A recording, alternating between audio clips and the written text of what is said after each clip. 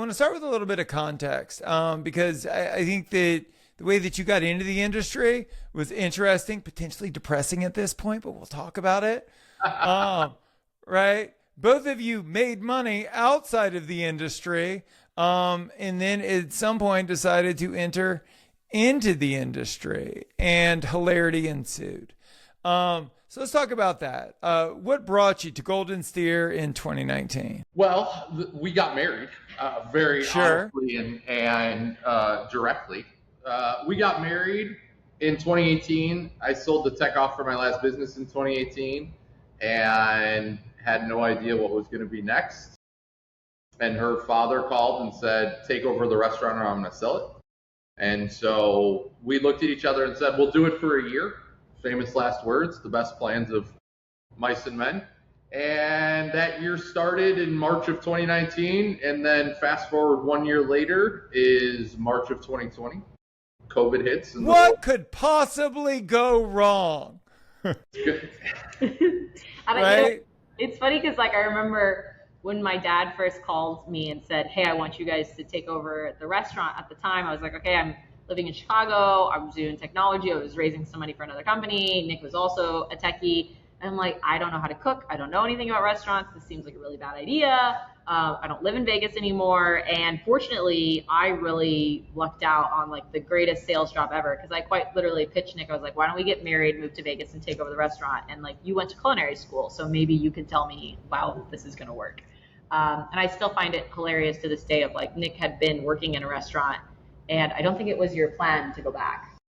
No, I had right when I graduated college, like right after the financial crash in 08 and 09, I moonlighted in a kitchen. My cousin owned a restaurant in Chicago. And between culinary school and that, it was probably 18 months. And after a while, it was just like, this was great. The people in the industry are awesome. I'm going back to software. The margins are better. The hours are better. Sure. And never in a million years thought I was coming back. Well, which I think begs a really interesting question, which is like, what's wrong with your father, Amanda? I mean, like, I have a daughter, and I would never be like, you should get into the restaurant industry. It'll be great. What could possibly go wrong? And so I guess, and look, not to say that generationally, I think a lot of people follow in their parents' footsteps. But you also get to see the inside baseball, right? Most people come from a place of ignorance, right? They're like, I just had this big exit. I eat at restaurants. I'll open one. How hard could that possibly be? And then again, disaster ensues. But like you saw what your dad's life was like, right? And so I would love to know what you thought his perspective was on it, that he would want you to share in that, whatever the opposite of a healthy lifestyle is.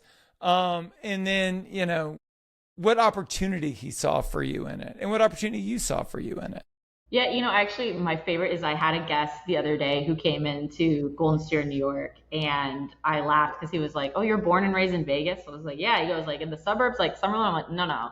I am like born and raised on the Strip. That is my life. That is how I grew up. My family does Vice Industries. We are Vegas. That's what we do. And he was like, man, you must be like a little messed up in the head, or at least pretending it. And I was like, oh no, I definitely am. Like we 100% disagree that is 100% the truth. And he laughed, and I'm like, you kind of have to be to just say, let's do it and let's choose to do it again, because it's such a wild thing to go through that process. And at the time, my dad had been very fortunate that he had been investing in a lot of different companies. And he was part of a lot of companies, and he wasn't truly like 100% day to day in the restaurant, and he needed somebody to be that. And I'm somebody who likes to operate more than I like to invest. And so I was excited about giving it a shot, but I did come from a place of ignorance of, okay, I grew up in this restaurant seeing and, having a joke with a lot of the servers who knew me from when I was a kid, but I didn't really see that underbelly beyond some moments where frankly, cash was tight. Like I remember in college, my dad called me. He's like, we have a problem. Someone needs to pay a power bill and it can't be me today. I was like, okay, I have some savings. Like here's $1,000. So that's how I always knew it, was a little bit of the money pit of we're just keeping it on because it's such an incredible legacy and it was really tough. And so it was really wild to me of, okay, well, let's figure out what we're going to do to make this thing work. And let's talk about that, because I think this is one of those beautiful examples that like longevity doesn't necessarily equate to sustained profitability. You know, can I get an amen? And so that being the case, I would assume when you did dig in, you began looking at the fundamentals of the business. And so, you had a little bit of time in 2018, 2019, 2020, the pandemic hits. But by then you kind of understand the fundamentals of the business. And I think that you chose to grow it in really interesting ways. Not to say that there were any gifts that came out of the pandemic. But as burgeoning restaurateurs, how did it influence how you saw the business and the industry? So I think I agree there weren't any gifts, and it was a terrible and tragic time for a lot of people. I think one of the ways that we tried to look at it was we were not from the industry, one, and two, we were a brand that some could see as like needed to stay what it was. This old school restaurant that shouldn't change, and if it does change, it runs the risk of losing its luster. And one of the things that COVID provided was kind of all bets are off. Everyone, including customers, acknowledged that you could try anything that you really wanted to survive. I mean, restaurants were opening, fish and meat markets in their restaurants just to survive. And so I think for us, it was a little bit of like, all right, well, let's just figure it out in the way that makes sense for us and not really worry about any of the guardrails, whether or not they existed truly, at least existed for us in our head around what the brand could or couldn't be, or what we could or couldn't do, or any kind of opportunity. And it was a very freeing exercise, which allowed us to do some great things, also to do some just awful, terrible money burning things, and just learn from it and just learn like what's going to work, what's not going to work. And the only other piece, and then we'd love to hear what you're going to say, is that to me, the industry shifted so much during COVID. The way that the guest expectations, and especially after COVID, what guests expected, the craziness of the world, the chaos of the world, and seemingly has only continued to accelerate. And so it allowed us to really not have pre-COVID convictions for how things should work, but really develop things post-COVID in a way that acknowledged what guests were expecting, what employees were expecting, what vendors were. And out of that, I would assume you came up with a financial model, right? This is how we make money. I think one of my struggles is a young restaurateur myself was we made money like 20 different ways. And none of those were particularly profitable, right? And we were stretched really thin and the brand was really weak. But when we figured out, oh, this is how we make money. This is how we fit into people's lives. This is how they use us. And this is the way that we can drive revenue in a predictable way. What did those drivers end up being for you guys coming out of COVID? I think a little bit to Nick's point on things change is we also had to just change the model, because the financial model that was built before was kind of this like template standard restaurant model where you're fighting tooth and nail on line items that are truly looking at like, what are we doing on COGS? What are we doing on bringing this down? What are we spend? Like, why did we go crazy on Amazon purchases this month, right? Like little things that are the death by a thousand cuts when you don't have that much margin. And that was old model. And then the reality was the new model all of a sudden was, okay, nothing is going to work the same. You're going to need to figure out how to spend your money in different buckets. So what are you going to think about for that as a return standpoint? And I think for us, the biggest push was really more on the front end side of that consumer marketing, where before we were really referral oriented. We were very word of mouth. We were very much just kind of like the restaurant you swung by and went to. And then all of a sudden when it came to marketing and saying, okay, we could try delivery, but we're on the strip and everybody who lives in Vegas when we are in the middle of COVID lives in Summerlin, lives in Henderson. So the product's going to be absolutely terrible by the time it makes to them. So that's one option. We tried that. That financial P&L, not very good. Then it was, do we start this round where we're like a mini takeout grocery market, like pop-up events? That P&L was really bad. We spent a lot of money and a lot of time on it. That didn't go very well. So then we turned around and we're like, okay, well, if we know this P&L, is there another version of this that does work? Which then got us to two types of businesses that we spun out afterwards. One was this kind of like Zoom masterclass, which actually was a very good business, and that P&L looked really healthy and great and was really high margin. And we're like, this is kind of interesting. Like there's a way that you could build this and scale this. We also then turned around with like shipping product. Now at the time, That worked really well because it was COVID. Then we were also predominantly focused on steaks, and that has changed since, where business is still doing really well, but now all of a sudden it's seasoning. So I think it was a lot of like, let's take each P&L and then see how expensive it truly is to grow it, to your point on like sustainability and scaling. Because it's really easy to like spin up a new business and try something. It's really hard to keep doing it without losing your money. For sure. And then when you chose to expand the footprint of the Vegas location, was that because like demand exceeded supply, or was that really built around a thesis that if you build it, they will come? It was demand coming through COVID and coming out of COVID. Demand just kind of exploded for us. Partly a lot of time, effort, and energy around telling the story of the restaurant and the history of it digitally. Looking at the product, improving it in 1,000 different ways, not just on the food side, but on the service side as well.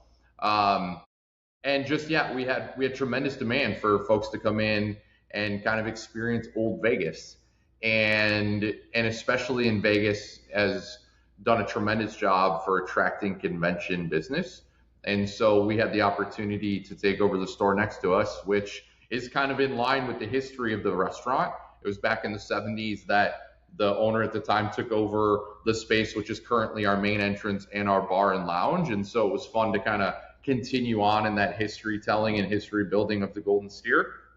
But then make it feel, I mean, it was a falafel shop when we took it over. And so for us, it was this, how do we make sure that it still feels like the Golden Steer? And so we put in cove ceilings, and we put in popcorn ceilings, and we put in stained glass. The same guy that did the stained glass back in the 80s came and did our stained glass for the new space, and just a couple of different strategies for figuring out how do we make this still feel like the Golden Steer so that no one kind of bats an eye when they walk in. And to your point on like model and numbers and demand, the other place that we saw was we were looking at the inbound requests on private dining because we knew that there was opportunity to grow, and there was a category of private dining queries that we just could not fill because we didn't have space big enough. So then we turned around and we used that data to then also determine like how big does that space need to be and how do we use it.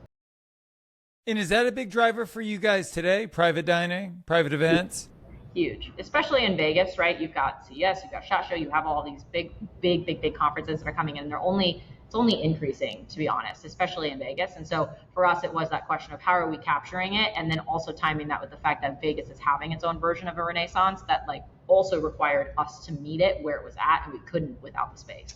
And it's kind of it's a little bit of a dual win for us, right? We get this convention business in that want to entertain their clients, but it also decreases supply for just a la carte reservations, because we will seat these private dining rooms a la carte if there's no convention in town. But otherwise, it shrinks kind of the footprint of the restaurant down to maybe 80 or 100 seats. And so it just amps up kind of demand for the rest of the restaurant, which wasn't an immediate benefit, but something that we've kind of just discovered along the way as we've kind of built out the private dining program, and it started to become popular. This was the unlock for my fine dining restaurant. Was eventually I figured out that, especially in downtown Los Angeles with the convention center right there, that like the restaurant was open like 6 days a week to promote my private events business. And we got really, really aggressive about it, because between the corporate events, the holiday parties, all of the conventions that were coming to town, it was an amazing opportunity. What we did on our side was like we went after that business.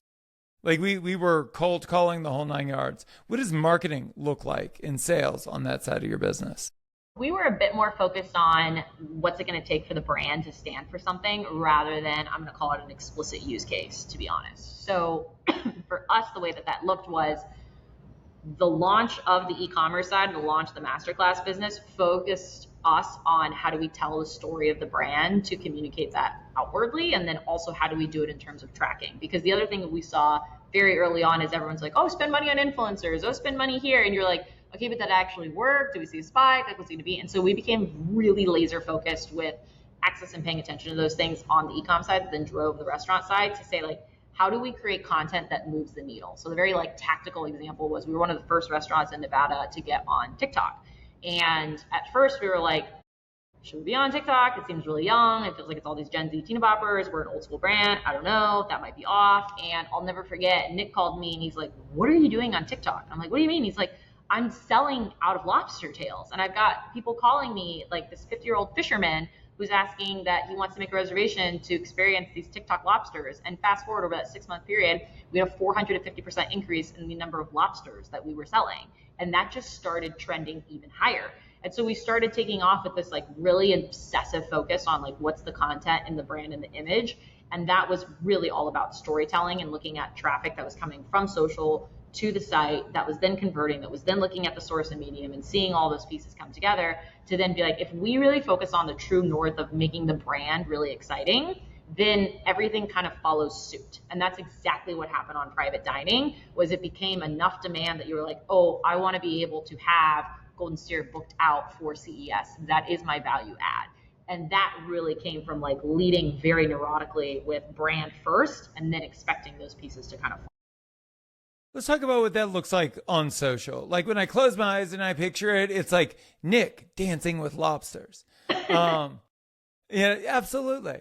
I think that everybody listening appreciates it. Yes, social media is great. It can work. It can work in a variety of different ways. At the very least, it's a great top of funnel to get them to a place of higher intent, maybe down the road. But most people don't know what to do. And so how did you figure out like what direction to send the content in? Who was orchestrating it? Because for a lot of people, especially for a lot of businesses, and at the time, you guys weren't crushing it financially. It's like the barback is in charge of TikTok. So what did that look like for you guys? Amanda's going to have a great answer. I just want to frame it and just say that, like, I think one, it's going to take longer and cost more money trying to figure it out. And it's going to be unique to everyone, like their story, their brand. And two, it takes a very concentrated, dedicated effort. Amanda's going to expand on what all that means, but I think it's just important to frame, like, it's a long journey. It takes time. You're not going to, generally speaking, you're not going to see results immediately, but the results can be tremendous. So I'll get pretty tactical in this, just given that we're really thinking about operators who are kind of trying to understand that. So the first and foremost piece is like, I have yet to meet more than like maybe one operator or restaurateur who has any business running social. Truly. Like, don't do it. You don't know how to do it. The reality is like none of us spend nearly enough time on social media to be able to create the content that's going to perform. The first thing that you should ask is like the same way that if you want a great dish, you're going to be like, I'm going to go to my chef to do that. You're not going to go to your barback. Why are you going to social media and trying to make an incredible video rather than going to a creator? Go to the creator who lives and breathes this all day long and let them run this. So then the first question is like, okay, well, who's that person and how do I find them? So the way that we thought about this is we then went a list. We put together a list in Las Vegas. We're like, all right, let's identify 10, 20, eventually that list was almost 40 different creators who are restaurant foodies that go and dine. And we invited all of them, and assuming a hit rate of only like 1% who was going to come in and do it. We then looked at all the people who came in and then tracked like if we saw a spike in performance on our profile and if it was meaningful or not. And then at the end of that period of that tester, we then said, okay, these two people were actually really valuable and it seems like people care about them. Let's go reach out with them and have a conversation. And then one of those gentlemen, as we were talking to him, it felt really good to collaborate, because that's the other thing is like a lot of these creators haven't had the experience of like working with someone before. And so they may not necessarily be comfortable respecting the fact that you're like, no, you can't be in my kitchen all the time. That's not going to be how this goes. And so you really got to test that collaboration out. And then once you find somebody that understands and you can have that respectful discourse and like that very friendly push and pull, then that becomes your person. And you're like, great, here is the key to our account. Have fun. Go create. You need to come in every week to get content, and your job is to create these videos. And we're looking at these numbers together every month and like tweaking and adjusting and what have you. But those people they're living social media. So they become so obsessed and so into it. They're looking at it way more and way better, candidly, than any restaurateur. So I always tell people like, do that. And then other pieces, do not hire an agency. That is my hot take. I have almost never seen an agency or a social media manager or a social media intern pull it off. I am sorry, it does not work. You will spend too much money and you'll get a 3-month contract or a 6-month contract and you will be sad. So do not do that. That is where I always end up as like very aggressively telling people over. I agree. It sucks to say, but like nobody's going to tell your story like you do. That's why it all seems very vanilla, very generalized, because they don't know anything, because they're producing for 100 restaurants. I want to talk about New York. So I'll give you my opinion before you say anything. I don't think LA cares about New York. I don't think New York cares about LA. And I don't think either give a fuck about Las Vegas. And so I want to know first, like, because like you sell legacy, right? Like the brand is the legacy. It is like this Las Vegas staple. And so, and like you guys are familiar with the New York market, right? Which is why I'm assuming you wanted to go there. And so, like, what was the logic leading up to it? Like, I know, like, I pulled a bunch of research. You guys looked at like 30 locations, which been there, before you picked the one that you thought was going to be like the winner. Walk me through that thought process that ultimately ended with the phrase, "How hard could this possibly be?" What could possibly go wrong? It's going to be great. How hard could this possibly be? Open a second one, they said. It'll be sure, fun, right? It'll be just like the first, I'm sure. Right. That's right. I mean, I think I'll just frame it and say that if we were having this conversation in 2019, the consensus that we had was that the Golden Steer wouldn't travel. There's no world it was going to operate outside of Las Vegas. And I think it was everything that Amanda just talked through around the storytelling convinced us that we could tell this story in a way that made sense in New York. And I think that was the thesis and the kind of North Star for how do we bring this and kind of evolve the concept for New York City.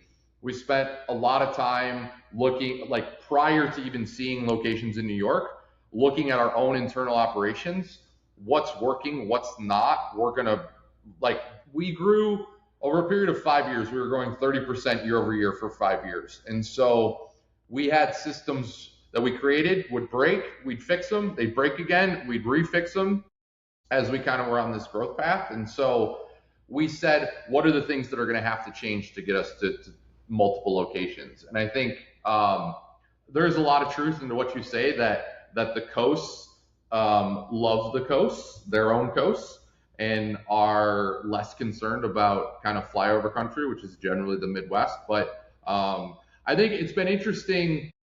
Vegas does pop into people's minds, especially everything that it kind of brings.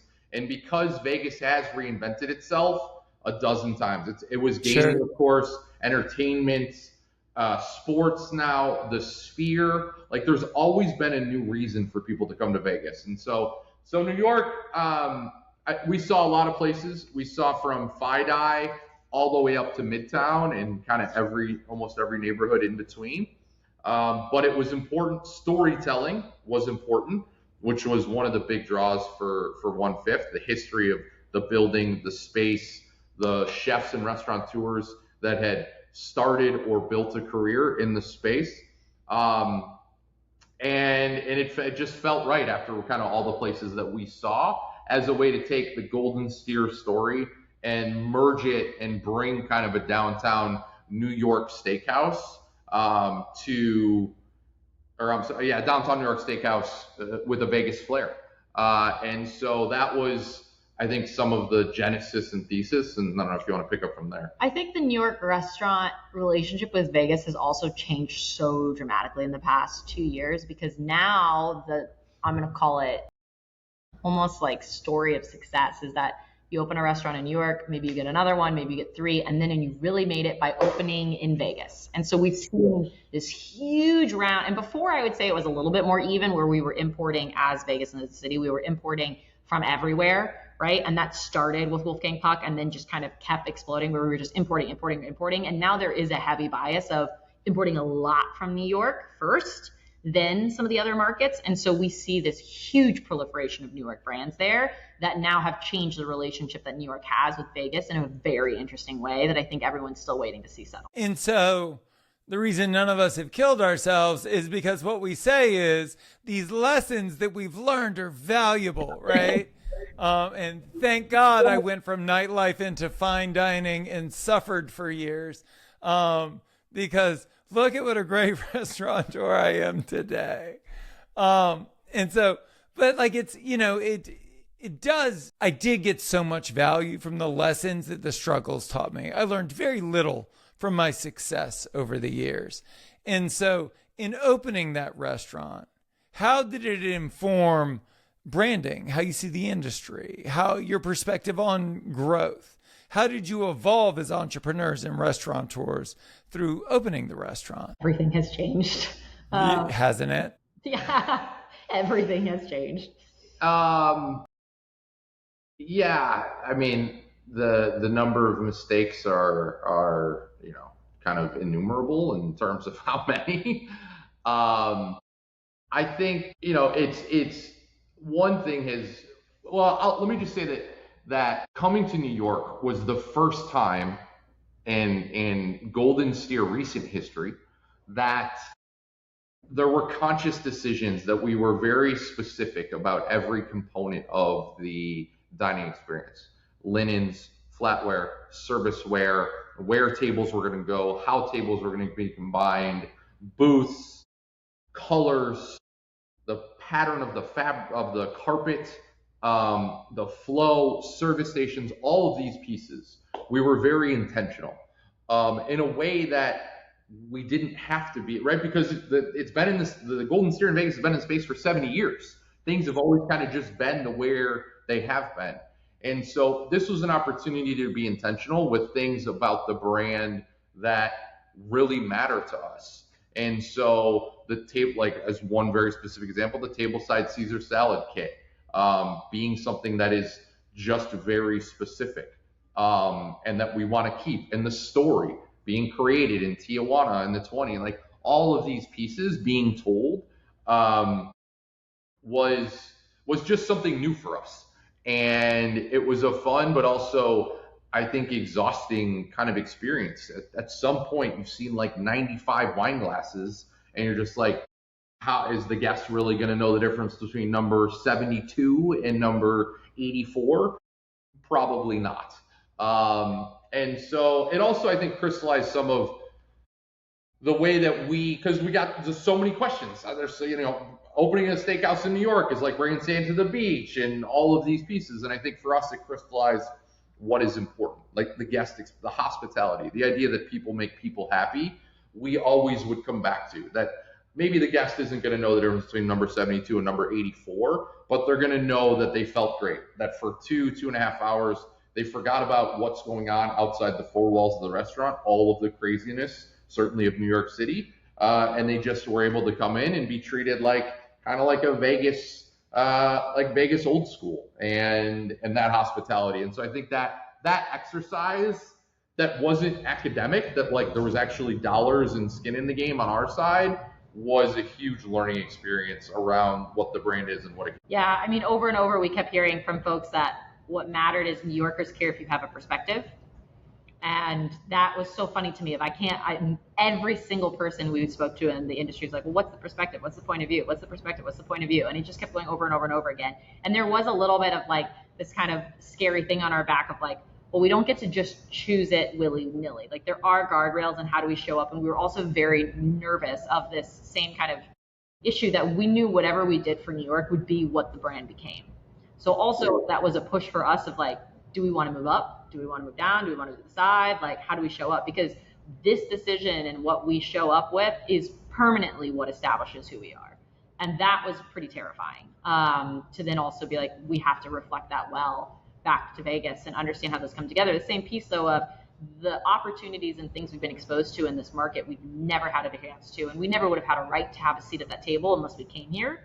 And it's also fundamentally changed our relationship with our team because things get structured, run, communicated, and done very differently in this market than they do in Vegas. And that's also forced us to then take a look at, like, we had core values and tenets that we believed before. Are those the same ones that we have to retain today? And what does it look like looking at them? And how has it impacted your relationship? Because you're still married.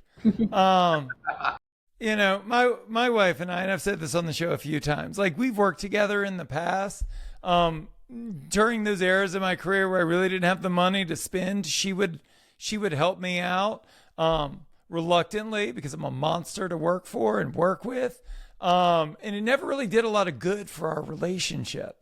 And then you think about like two restaurateurs in the same house, right? In the same bed, and then in the same restaurant every day.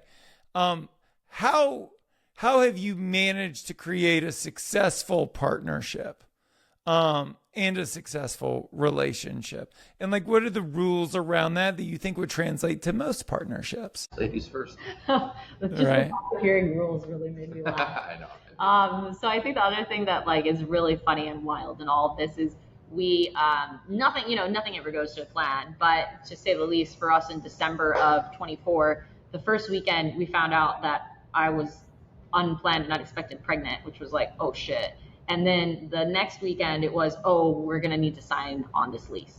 And then that kicked off a 1-year clock of let's have a baby and let's open a restaurant at the same time, and then do that across country.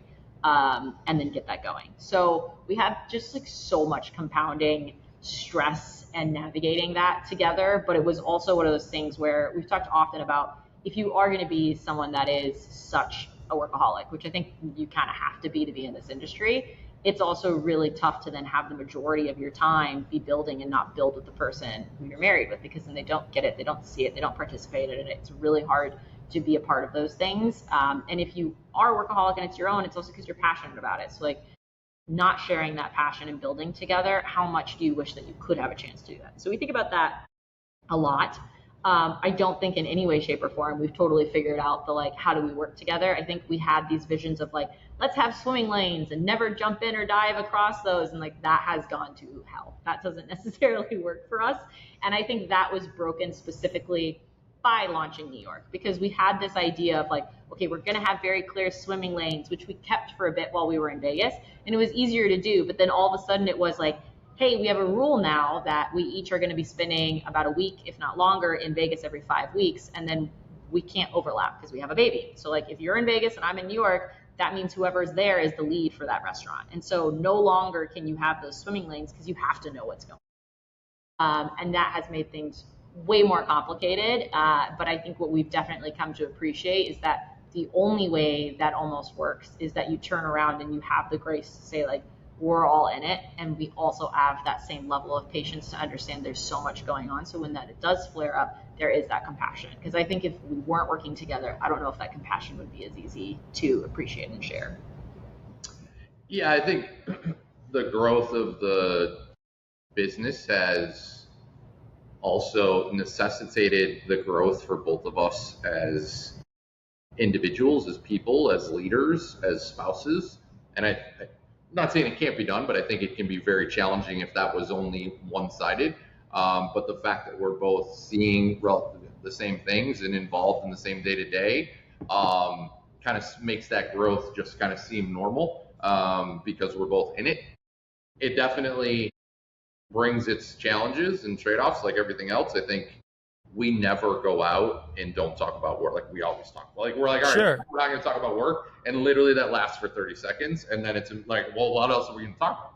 And so, and part of the, and like to some people, there may be a recoil, and I totally get that. I think what makes it work for us is that we both love that, and I think it's been a great journey, and we've tried to do swim lanes and we tried to do rules, but all of that has, New York is, like we said earlier, we create systems, they get broken, we have to rebuild them. And I think New York has kind of done that for the organization, and, and of course we've thrown a daughter into all of this as well. So it's been a chaotic and fun year. That is. I think that there's so many, I'm a parent of a daughter as well, and a restaurateur, and there are so many parallels between, especially having a little girl and owning a restaurant, in the way that like you have all these expectations for this thing before it comes into the world. And then the minute it is birthed, it spends its entire life telling you how it's going to be, what it's going to be, right? And, there's an openness to that. The best line I ever heard about parenting was that, you're not a parent, you're a steward. You're just supposed to help this thing not die through life and give it skills, but you are not supposed to imprint your expectations on it. You just have positive intentions and hope for the best. And that is very true of restaurants as well. My fine dining restaurant opened as an elevated gastropub and then eventually evolved into fine dining because that's what the market wanted. It's what it needed. And I wasn't there to open an elevated gastropub. I was there to serve the community. In the same way that I thought that, my 8-year-old would be an 8-year-old and not an 18-year-old. And that is just not where we are with things. And so there's a parenting humbles you. But so does being a restaurateur. And ultimately at the end of the day, I don't know if it's up to us to attach a sentiment around success for the thing or for the child or for the restaurant. But that we have to do that for ourselves. The biggest mistakes I made as a restaurateur was not setting clear parameters around how I was going to define success. I just wanted what I thought everyone else had, and then when I got that, it made me really unhappy because that wasn't what I wanted, but I never really thought about what I wanted. And so I think especially as young restaurateurs, you want to grow for the sake of growth, right? That was it. All I ever wanted in the world was one location until I had one, and then all I wanted was 2, then 3, then 4. And so how has your perspective on personal success changed as you've grown? Do you guys feel like you have a clear line in the sand? I think something that is great about kids in restaurants in that regard is they are unyieldingly honest in a way that they're just hard, right? You can't hide For it. sure. And it is that direct they're going feedback galore. amazing. Oh wow, thank you so much for humbling me again. For sure. And I think what's funny to me also though is especially I think that's, to your point on a relationship, it's been fascinating to see where that looks like and how that shows up for Nick and I very differently. Because I think when we started talking about this at the beginning of the year of where are we going and what does it look like next, Nick told me, and I still have it replaying in my head over and over and over. He said that there's a commonality between entrepreneurs and junkies with their brain on how they think about things. And there's this adrenaline of must build. And at one point we were sitting in the conference room and he looks at me, he's like, we can't be talking about building. We're in the middle of trying to survive. And I just sat there and I waited. And sure enough, I don't even think it had been 30 minutes. And he looks at me and he's like, so where are we building next? What are we got to do? What are we doing? What are we doing? We need to be going. And we're sitting here and wasting it. I was like, are you kidding me? We just started over here. And so there is this who you are, how you think about it. For me, at least on personal success, I think number one was I will full-heartedly admit that I do not believe that I am the visionary between the two of our relationships. I am definitely the operator who is inspired and excited and being in things and likes to build with someone. And I do get a thrill out of building. And I think it's really fun to do that in the way that we do. But also when I think about success for me, it's being able to build with Nick, because I love the person that I have become and developed as a consequence of building with him. And that is my new question and thing I talk about is okay, if this all goes away tomorrow and I see who's left behind, am I happy with the remnants of who I've become and what I'm bringing to the world from there? And am I happy with what I've created and the value I've generated for other people? I thought there was a really good quote going around on the internet of success is not the influence or attention you bring to someone, but actually the impact financially you made in them, because that's kind of what feeds families. And I'm very proud of the families we are able to feed. So that's kind of how I think about it. Yeah, I think, well, one, I think that, success is just very, so I personally just love to build. I've always loved to build. And, I was in the tech world before this, and I was on the engineering side. And so there is a natural kind of, and I say this all the time to our kitchen team, there's a natural crossover between kind of engineers and kind of habits and chefs and kind of habits. And so that's been really exciting. And I have found a passion for kind of building spaces and kind of making them come alive.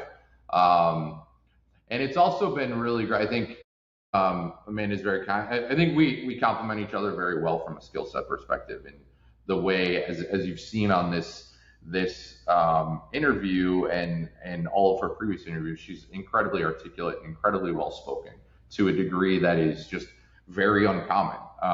And it's a skill that is so unique and like is tremendous for being out there and telling the story of the golden steer in a way that truly resonates with people.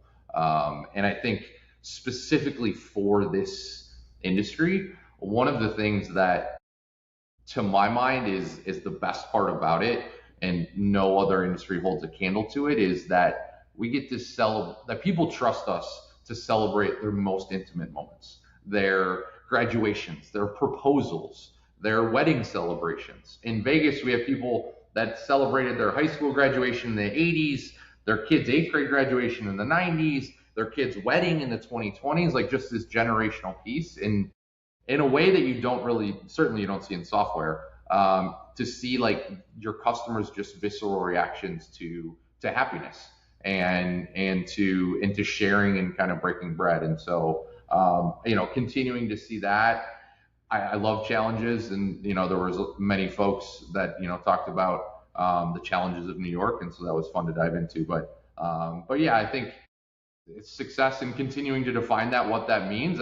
We've certainly kind of had that same thought of like, well, now we have 2, now we need to have 3 or 4 or 5 or 10. But really defining that is a good push, and something I think that will continue to be a conversation that we have as kind of the days, months, and years. And as our daughter gets older, I'm sure we'll continue to impact kind of that conversation. Has your daughter impacted your definition of that now? Oh, completely. Yeah. Completely. I decided, I wasn't around for the first year and a half. Our schedules just weren't compatible. I was running 3 concepts across a very large city. And so she was a year and a half when the pandemic hit. And I had changed a couple of diapers. I had never given her a bath. I had never put her down. And I felt really bad for her. Because like she was missing out on her dad, and like kids need their dad. But when the pandemic hit, I spent a couple of weeks with her, like, at the outset when everything got shut down. And everything changed for me because I realized, like, I don't need to feel bad for her. She's not going to remember any of this. Like, I need to feel bad for me because she'll never be 6 months again and I missed it, or a year old and I missed it. And so I decided at that stage that I was going to sell the restaurant group and that I would do anything for a living. I would do anything for money as long as I could be an active participant in her life and I could watch her grow up. And so everything changed. I love that. And that's how we landed here. Here, let me stop the recording.